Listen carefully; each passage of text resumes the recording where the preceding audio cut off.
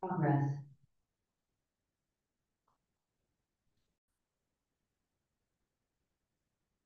Então, vamos lá.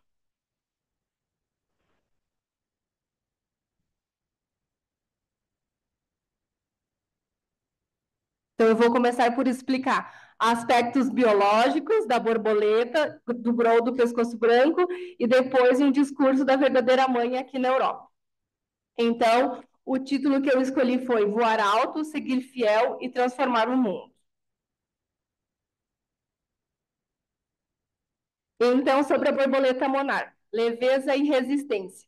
Embora sejam pequenas e frágeis, com uma envergadura de asas entre 8 e 10 centímetros e pesando menos de 0,5 gramas, o equivalente a uma pétala de rosa, as borboletas monarcas conseguem viajar milhares de quilômetros, enfrentando condições adversas como vento, chuva e predadores. Tá? Primeira curiosidade, então, são insetos minúsculos, né? 0,5 gramas e cerca de 10 centímetros. Orientação celestial. Usam o Sol como bússola e em dias nublados percebem o campo magnético da Terra para se orientarem. Então, todos os outonos, milhões de borboletas monarcas iniciam a viagem de até 4.000 quilômetros em direção ao sul. Então, elas saem ali dos Estados Unidos, Canadá, e vão até o México. Cerca de 4.000 quilômetros, uma borboleta de mais ou menos 10 centímetros. Então, elas fazem isso para se acasalarem e saírem do frio. A geração que vive mais. Há uma geração que vive muito mais e ela se chama geração Matusalém. Durante o ano, nascem várias gerações de borboletas monarcas. As primeiras vivem pouco, entre 2 a 6 semanas, o suficiente para reproduzirem e darem origem à nova geração. Mas no final do verão e no início do outono nasce uma geração especial, a chamada geração Matusalém. Elas viajam milhares de quilômetros do Canadá e Estados Unidos até o México, vivendo até 8 meses. Após hibernarem, acasalam e iniciam o regresso ao norte. Então, há uma geração mais forte e elas possuem um nome diferente, que é Matusalém. Diferente. Sabem o caminho mesmo sem nunca o terem percorrido. Guiadas pelo instinto herdado geneticamente, as monarcas sabem a rota exata para realizar a sua migração sem nunca terem aprendido com os seus pais ou avós. Essa habilidade está codificada no seu ADN. Então, acho que de todos os aspectos, essa é a mais incrível, né? Como que uma borboleta consegue viajar 8.000 quilômetros e fazer uma rota, não tem cheiro, não tem nada visual, né? Elas simplesmente são guiadas através do Sol, e quando não há Sol, através do campo magnético da Terra, e elas conseguem chegar até o México. É inacreditável. Próximo. Descansam nas florestas sagradas. Então, milhões descansam em florestas montanhosas no México, cobrindo, cobrindo, cobrindo.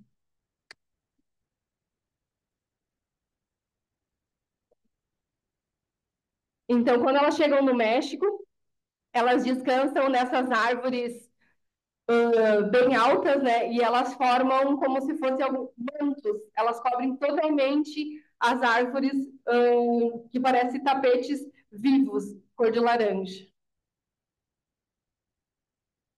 Símbolo do Dia de los Muertos. No México, representam espíritos de entes queridos que retornam durante o Dia de los Muertos. Elas chegam às florestas mexicanas por volta de novembro, mais ou menos quando é o Dia dos Mortos, né, Dia dos Finados, e lá no México, então, eles acreditam que essas borboletas monarcas estarem chegando no México são os antepassados deles, né, porque é mais ou menos ali na mesma altura dos finados, Dia dos Mortos. Então, elas vêm em novembro, onde ficam em estado de repouso, até março, quando começam a viagem de regresso ao norte. São tóxicas para predadores. Ao se alimentarem de asclépias acumulam glicosídeos cardíacos, tornando-se tóxicas para muitos predadores. Suas cores vibrantes servem como alerta de perigo. Então, ela se alimenta de uma coisa específica com que faz com que ela seja, com que seja alguma coisa para ela se proteger, né? E pronto, a cor dela também é bem forte e vibrante, o que alerta o perigo. Vivem além das Américas. Populações também são encontradas na Austrália, Espanha e Havaí, adaptando-se às migrações menores. Tá? Então, esses foram alguns fatos curiosos sobre a borboleta monarca. Agora, sobre o grou do pescoço branco, que também é uma ave magnífica. Então, a dança do grou do pescoço branco. A dança é um dos comportamentos mais bonitos e conhecidos dessa espécie. Ele não serve apenas para o acasalamento, mas também reforça os laços sociais entre o casal e até mesmo os grupos de familiares. Os movimentos incluem saltos elegantes no ar, esticar e bater as asas, curvar o pescoço, jogar gravetos ou pedaços de grama para o alto, emissão de sons altos e poderosos que podem ser ouvidos a quilômetros. Mesmo fora da época da reprodução, casais e até jovens fazem essas danças como forma de brincadeira, treinamento e reforço de vínculo social. Então, imaginem, né? Animais na criação fazem uma dança, e essa em específica, né? Eu estava vendo, inclusive na nossa igreja, né? Mas na região da Ásia, Japão, há muitas coreografias que simulam, né, essa dança dos grows. E é simplesmente, é como se fosse, não sei, uma bailarina, assim, né? É muito lindo. Determinação e força. Imaginem, o grow de pescoço branco cruza o Himalaia, cerca de 8.000 metros de altitude, para chegar à Índia e ao Butão no inverno. Inacreditável, né? São conhecidos por não ser gananciosos. Comem moderadamente, o que contribui para a saúde e longevidade. Preferem áreas limpas, rios e lagos pouco poluídos, para se viverem e reproduzirem. Então, é uma ave bem seletiva, né? Ela não vai se reproduzir ou viver onde não é um ambiente limpo. Voam em formações organizadas para economizar energia. Ao voarem em V, os grãos reduzem a resistência do ar e ajudam-se mutuamente, o que nos mostra que a comunidade torna-os mais fortes. E agora, um dos mais incríveis também, um parceiro para a vida toda. Os grãos de pescoço branco são monogâmicos, ou seja, formam pares fixos que duram a vida inteira. Isso significa que eles escolhem um parceiro e permanecem juntos por anos, muitas vezes até a morte de um deles. Ambos participam ativamente do cuidado do ninho e dos filhotes. O vínculo entre o casal é mantido não só na época do acasalamento, mas também no dia a dia, por meio de comportamentos como a dança e vocalizações coordenadas. Se um dos parceiros morre, o outro pode passar muito tempo sozinho antes de buscar um novo companheiro ou até mesmo nunca procurar um outro. Então, na cultura asiática, os grows representam a vida longa, felicidade e união duradoura, pois costumam formar pares para a vida toda. E eu trouxe esse tema para o nosso workshop de Páscoa, né? Então, no workshop, nós fizemos um momento de brainstorming, que nós não vamos fazer aqui, mas eu trouxe algumas das questões para vocês refletirem em casa e depois, quando a apresentação for disponibilizada, vocês até podem voltar nessas questões. Então, a reflexão é: o que podemos aprender com a criação? Primeira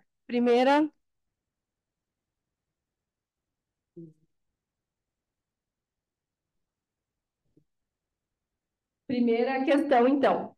Como a tua fé te guia em direções que nem sempre compreendes totalmente? Já sentiste que estavas a seguir um mapa invisível que só faz sentido depois? Assim como as borboletas monarcas? Para vocês pensarem. Tu também mostras a tua fé de forma visível? Como te proteges espiritualmente no teu dia a dia, né? Como que a gente mostra que a gente tem uma força dentro de si? Como que a gente, eu sou unificacionista, não faz isso ou não faz aquilo, né? Os grãos voam em formação, apoiando-se mutuamente para economizar energia. Tens permitido que a tua comunidade de fé te apoie ou tens tentado carregar tudo sozinho sobre os grãos? O grão precisa de um ambiente puro para prosperar. Que ambientes tens escolhido para alimentar a tua fé? E que ambientes precisas, talvez, de abandonar? O grão e a borboleta monarca não migram por si mesmos, mas para garantirem o futuro da espécie. Como tens pensado no legado espiritual que vais deixar para os que vêm depois de ti? O grão voa milhares de quilômetros guiado pelo instinto e pela necessidade de sobrevivência. Quando foi a última vez que confiaste totalmente no teu instinto espiritual que Deus colocou no teu coração? E por último, o grão sabe quando partir e quando descansar. Tu sabes escutar a voz de Deus para discernir o teu tempo de agir e o tempo de repousar? Então, essas foram algumas das questões que nós discutimos durante o workshop. Agora, para a segunda metade do sermão de hoje, eu trouxe um sermão da verdadeira mãe, onde ela fala um pouquinho sobre a borboleta monarca e o grão do pescoço branco. E foi aqui na Nova, na Áustria, no dia 10 de maio de 2015. Não sei se alguns de vocês estavam presentes, acho que sim, né? E foi no Crane Club Europa. Então, eu trouxe alguns pedaços do discurso e depois eu vou disponibilizar o discurso na íntegra. Então, os primeiros seres humanos destruíram. Os primeiros seres humanos destruíram a esperança de Deus. Ele deu-lhes responsabilidade de uma grande bênção, mas eles falharam no cumprimento dessa responsabilidade. Deus disse: esperem, abençoarei o vosso casamento quando for o momento certo. Até lá, a vossa responsabilidade é ter obediência absoluta, partilhar um só coração, um só corpo e uma só mentalidade comigo. Se tiverem cumprido a sua responsabilidade, tudo teria corrido bem. Então, por que tornaram-se tão ambiciosos antes do tempo certo? Deem a este clube o nome de Crane Club. O Crow, Cranes, é o pássaro nacional do Tianjin, mas todos devem olhar para a vida do Crow como um exemplo. O Crow é o ser vivo mais longevo do Oriente e recebe muito amor. Os chineses muitas vezes falam de dragões, mas um dragão é uma criatura imaginária. Como sabem, o Crow não tem ganância. Os pardais continuam a comer mesmo quando já são cheios. Talvez por isso não sejam muito grandes. Mas o Grow come sempre apenas 70% do que consegue comer. E é por isso que consegue voar tão alto e viver por tanto tempo. Precisam de ser como o Grow. Então, aqui eu trouxe o logo, né, a marca do Cranes Club, que é um Grow. A ganância é má em todas as formas. E é por isso que enfatizamos viver para o bem dos outros. Muitas religiões pelo mundo falam sobre o amor. No entanto, ninguém ensinou como praticá-lo e vivê-lo. Os verdadeiros pais aperfeiçoaram completamente e realizaram a providência da restauração de Deus pela primeira vez em 6.000 anos. Vocês são o resultado. Água pura feita através dos verdadeiros pais. Se forem aonde a água está turva, tende a purificar. Devem purificá-la com a vossa água pura onde vão. Estou a dizer que a vossa raiz é diferente. Raiz original, as vossas raízes são diferentes. Se viverem a praticar os ensinamentos dos verdadeiros pais, o que acontecerá ao ambiente à vossa volta? Torna-se-á mais limpo. E esse ambiente limpo espalhar-se-á ainda mais. E no final, todos os clãs tornar-se-ão um só. Todas as tribos tornar-se-ão uma só. E o mundo inteiro torna-se um. A história mostrará o valor e a importância de vocês e dos vossos pais que vivem na mesma era dos verdadeiros pais. E aqui ela continua e fala exclusivamente para os jovens. Né? A aprendizagem acontece rapidamente na vossa idade. E se se dedicarem, é muito rápido. Muitos estudantes na Universidade Sunmun receberam bolsas Wonmo. Estudaram coreano apenas durante 8 meses, mas escreveram-me cartas lindas que me fizeram chorar de emoção. Pensem nisso. Vocês também conseguem. Não conseguem? Essas cartas eram cartas tão bonitas. Muitos membros da segunda geração da unificação, vindos de todo o mundo, vieram estudar na Coreia. O que acham que acontecerá quando eles se espalharem pelo mundo dentro de 1 ou 2 anos? Não acham que o ambiente dentro da nossa segunda geração é ainda estreito? Mesmo que não façamos nada, prosperaremos. Cresceremos porque temos nutrição suficiente. Sabemos o início e o fim. E sabemos como será o mundo eterno depois de vivermos aqui na Terra. Então, aqui eu coloquei a imagem da borboleta monarca, né? Uma segunda geração, primeira geração, vai voar pelo mundo, vai espalhar as próximas gerações. O grou do pescoço branco, os grous, voam sobre os Himalaia. Os Himalaias têm mais de 8.000 metros de altura. Como que é que uma ave tão pequena consegue fazer isso? Ultrapassar 4.000 metros já é difícil, mas elas voam acima de 8.000 metros para se prepararem para o inverno. O grou do pescoço branco é apenas um tipo de grou, né? Que há vários no mundo. Sabiam que as borboletas monarcas pesam apenas 0,5 gramas? Sem bússola, voam mais de 5.000 quilômetros desde o sul do Canadá até o México, para acasalarem-se e reproduzirem. Pensem nisto. Quem lhes ensinou a fazer isso? Não aprenderam a voar essa distância como seus pais. Como sabem que têm de voltar para casa? São tão pequenas, nem chegam a 3 centímetros. Mesmo com um corpo tão pequeno, seguem o princípio da criação de Deus. Apenas os seres humanos erraram. E aqui ela continua. Após 6.000 anos, vocês são os primeiros a nascer sem qualquer ligação a Satanás. Portanto, têm de ser diferentes dos outros. Não se deixem influenciar pelo mundo secular. Devem se tornar-se água pura que purifica o mundo. Para fazer isso, precisam conhecer a vossa raiz original. Em relação aos verdadeiros pais, devem ser filiais e leais como Hyodin. Para seguir este caminho, devem estudar muito, fazer grande esforço e desenvolver as suas competências para poderem criar a cultura do coração.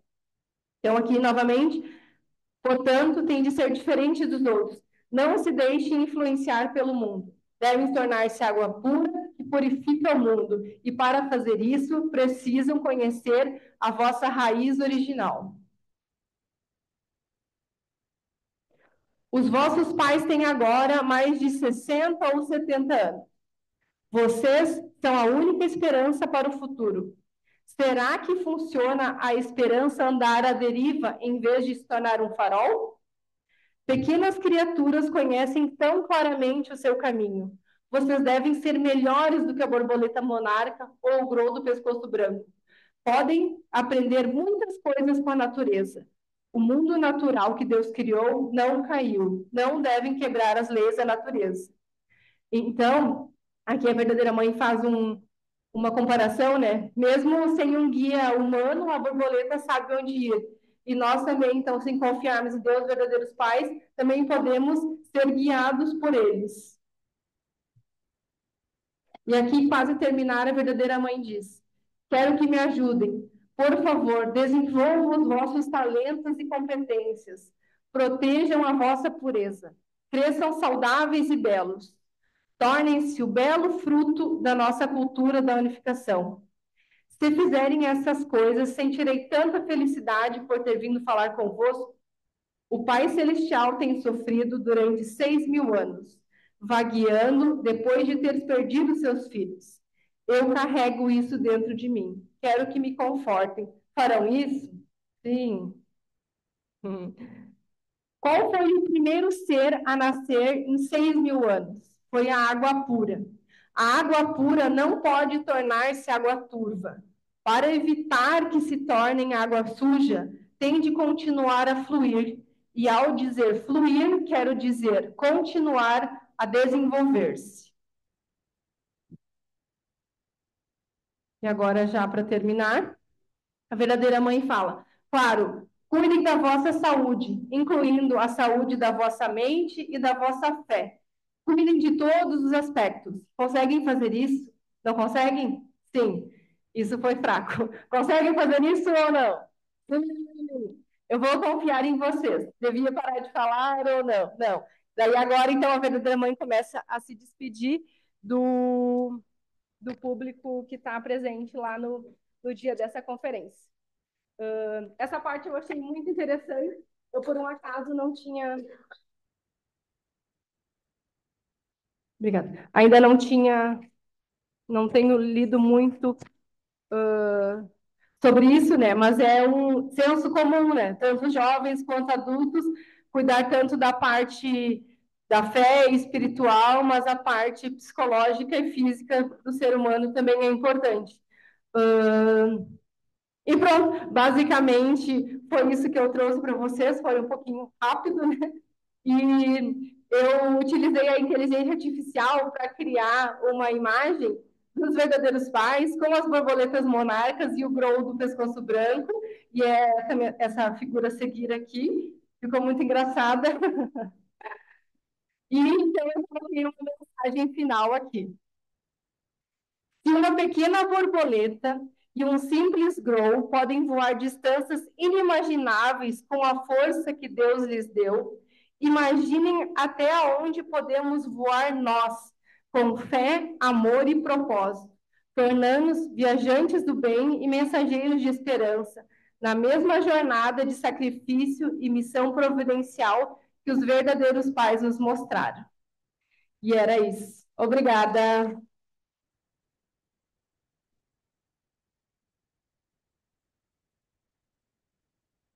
E aqui é a outra imagem. E essa era a imagem original que eu utilizei como base para criar essa com inteligência artificial. Ok, então, unam-se comigo em oração. Bom dia, queridos amados Pais Celestiais, verdadeiros pais do céu, da terra e da humanidade. Pai, quero agradecer por mais essa oportunidade de estarmos todos reunidos aqui nesse serviço dominical. Quero agradecer por todos os irmãos presentes aqui na sala, os irmãos do Zoom, aos irmãos que não puderam estar presentes, que possam estar conectados com o coração de Deus e verdadeiros pais e possam estar ofertando de alguma maneira o domingo de hoje. Quero agradecer por mais essa semana que está a se iniciar, que tenhamos todos muita força, muita sabedoria e fé para conduzir todos os passos para que faça o seu coração feliz. Pai, eu quero agradecer por tudo. Obrigado por tantos ensinamentos que nós temos à nossa disposição. Obrigado pelas palavras de Deus e dos verdadeiros pais, que nós podemos aprender tantas coisas com a criação. Eu quero agradecer por tudo. Eu oro com gratidão em meu nome, um Richard Baimito, membro de uma família central que atende a Santa Mãe Han. Ádio. Obrigada.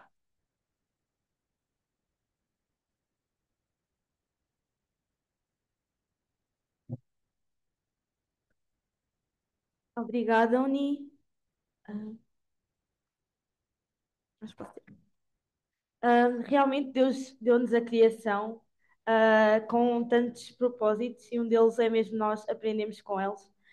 Temos muitos animais e muitas formas de vida que realmente nos dão cada dia uma lição muito importante. Um, Prontos,